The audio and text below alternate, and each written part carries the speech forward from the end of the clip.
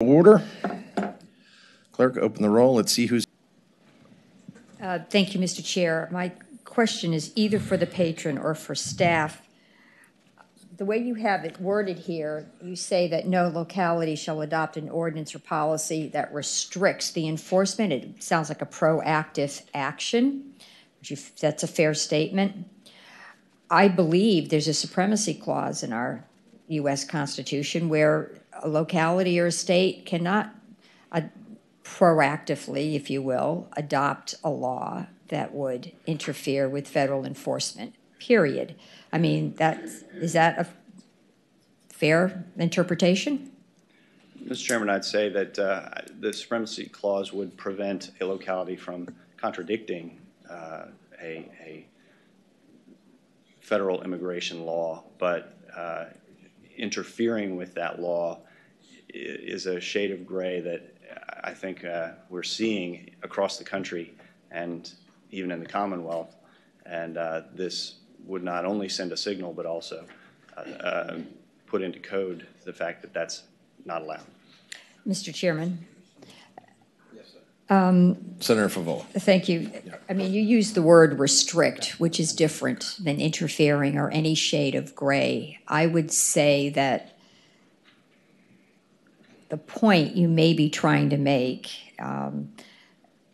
has already been enshrined in our Constitution, and it appears that your intent is to really direct local governments in terms of determining what they should or should not do in keeping their communities safe.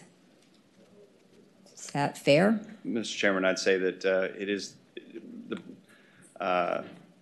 policy is a Dillon rule state for the General Assembly to make the law on a statewide basis so that it is evenly applied across the Commonwealth, and this law would continue in that vein and ensure that every locality enforced the law equally and across the board.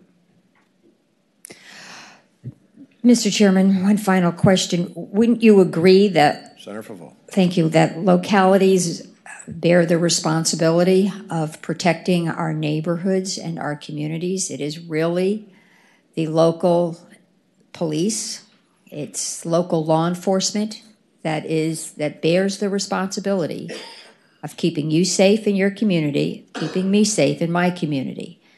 And it is the responsibility of locally elected leaders to set policies that enable their law enforcement to do that job. Would you agree with that?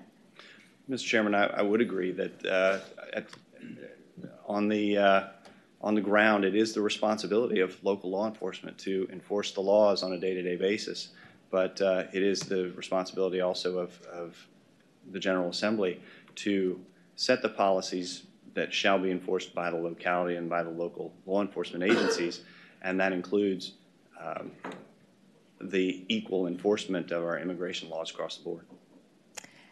Again, Mr. Chairman, immigration laws are federal, and keeping individuals safe in our communities, that responsibility is local.